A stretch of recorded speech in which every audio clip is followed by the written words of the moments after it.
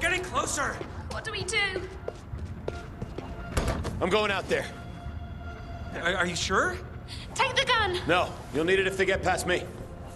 Oh my god! Open it! Come on!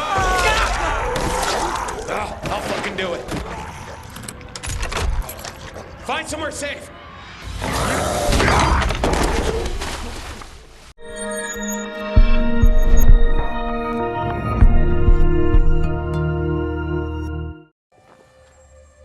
When the world inevitably ends in the midst of a zombie apocalypse, I hope it's more like Dead Island 2 than The Last of Us, or even Dying Light for that matter. Human suffering and all the horrors of a world without discernible law are all well and good, but alongside the former example it all comes off as a bit po-faced and dreary. In Dead Island 2, for instance, zombie hordes are treated as minor inconveniences, and you're taught early on to never fear anything you can drop kick out the nearest window. This is a world where grief over potentially losing your entire family to slathering undead monsters is balanced out by being able to melt a load of them in a swimming pool full of caustic acid. It's also deliberately silly and knowingly ridiculous almost to the point of campness, and by God is it what the genre needs. Set several years after the events of Dead Island and Dead Island Riptide, the virus has struck again, this time not just restricted to the tropical island of Banoi and its neighbour. Instead, the virus has found its way to LA, mainly Hollywood, Bel Air and other districts where it feels oddly acceptable to see the residents eaten alive by zombies. You're picking through the homes of the super rich and comically vapid, and there's a general air that most of them had it coming in one way or another. There are certainly very few tears shed for the dead or recently dead here. Every fresh corpse is a new source of amusement. As in previous games, your protagonist is immune to the virus. It's all new survivors this time round though, although some of the previous cast do turn up, and you've got 6 to choose from. With 1 or 2 exceptions, there's a who's who of internet influencer stereotypes, a handful of mildly insufferable Gen X malcontents who actually manage to become much more likeable once you're playing. I tried both fitness enthusiast Carla and firefighter Ryan, ultimately sticking with the latter for my playthrough. There's not much between the two of them, as luck would have it, as most of the 6 are paired up in terms of skills, which we'll come to in due course. Each character is fully voiced, and while their personalities don't differ enough that any of them just say fuck this shit and leave, they are unique enough that their differences come through. Stat-wise, each has a spread of attributes from toughness to agility, and each has top marks in one and bottom marks in another, ostensibly changing the way they handle. It is noticeable for things like stamina regen and sprint speed, but ultimately each is a viable choice for solo or group play. Some of the writing is genuinely funny, if a little bit quip heavy, but the voice work all round is very solid. You'll come across a number of NPCs, most of whom will offer side quests or join your little enclave of survivors. Initially you'll hold up with megastar Emma Jaunt and her entourage, but steadily your number grows and occasionally shrinks as you travel around the various environs of LA. Exploring the world is 80% of the gameplay loop. It's not open world but rather split into districts that are open themselves, allowing freedom of movement and exploration. There's quite often more than one way into a given building, and you'll need to circumvent security systems and find hidden keys to open certain doors or lockboxes. These keys can sometimes be found lying around, but more often will be carried by uniquely named zombies. You may find the key to a particular safe in a different district altogether, necessitating some backtracking, which is particularly annoying because there's no fast travel between districts until a good 5 or 6 hours in. You have to sprint everywhere, sometimes crossing multiple districts, and it can be somewhat of a chore just getting around. And not because of the zombies either. Once you realise there's no real fail state, jogging around LA and shouldering through the shambling undead feels decidedly less threatening than, say, taking an afternoon stroll through Greater Manchester. There are lots of zombies, of course, and Dead Island 2 introduces new variants regularly, but your survivor is armed to the teeth, and each takes such a perverse pleasure in forcefully removing the top half of a zombie head that all sense of threat dries up quickly. Which isn't necessarily a bad thing. There are enough games out there that make the undead a credible threat and overburden you with tension. Dead Island 2 is not that game. When you're running around chugging energy drinks and decapitating zombies with an electrified garden rake, you feel more like a Nick Cage cosplayer than an apocalypse survivor, and that's entirely intentional. The story does eventually start moving towards emotional pathos at times, and there is some great work in some of the character interactions, but this is Zombie Sandbox, not Zombie Nightmare.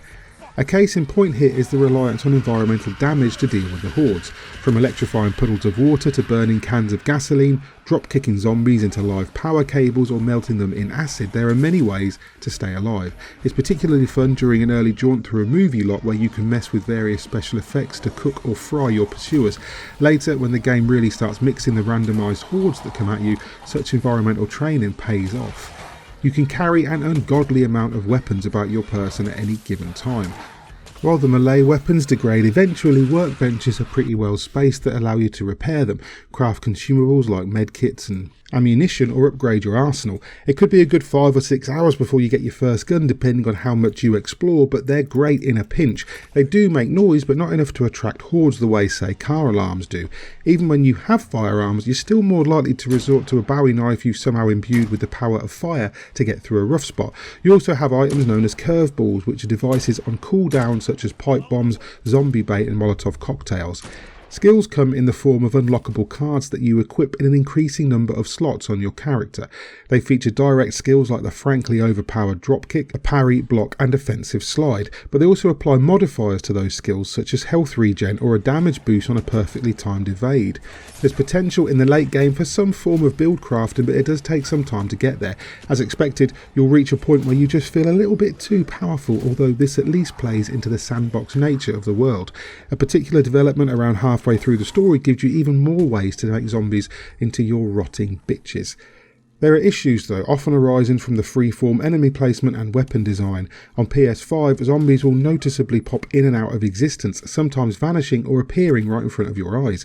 Occasionally, the physics will go batshit on a twitching corpse, or zombies will get stuck in scenery. Once I glitched right through the map and got stuck in some unfinished limbo world before falling to my death in the void. It's janky, but rarely game-breaking like that. Dead Island 2 is fun though, plain and simple. It's horrifically gruesome at times, especially the instant kills you get after perfectly parrying a weakened zombie, and it's knowingly over the top, but it's also incredibly playable.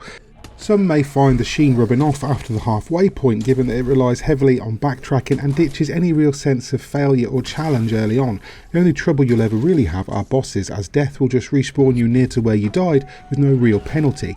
Even if you do start to get a bit disenchanted, there are some neat additions that can elevate the gameplay. First of all, there's the co-op. You can jump in at any time with friends and go ham on the hordes, combining your powers, skills and weaponry with the environment to incredibly messy effect. It does up the jank factor a little bit unsurprisingly, but the fun factor far outweighs it. Also, it may sound a little gimmicky on the surface, but if you have Alexa, you can influence the game directly via the little scope boxes you find in most of the mansions and offices. They allow you to not only distract or aggro the hordes, but even control some of your character actions directly through your Alexa. It's an interesting idea that adds a new dimension to proceedings, but how much usage it'll get remains to be seen. This simply isn't a game to focus on the emotional toll of a zombie apocalypse. It's not interested in portraying humans as the real monsters or forcing you to make tough decisions to survive. It revels in dropping you in tiny play areas with locked gates that need batteries, a small horde of zombies to defeat, maybe a handy puddle of water, gasoline or acid to kite them through hell.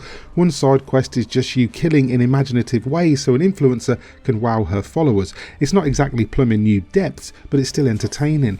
While the fast travel system makes the exploration a little bit tedious after a while, and it certainly suffers from some interesting glitches, Dead Island 2 is a gruesomely good time alone or with friends that puts some much needed fun and mayhem back into the zombie apocalypse sandbox, and for that reason I'm going to score it an 8.5 out of 10.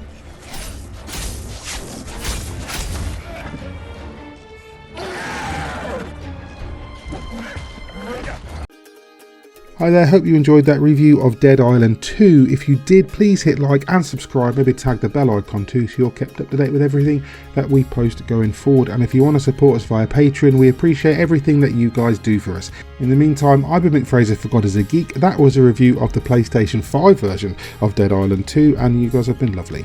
Bye.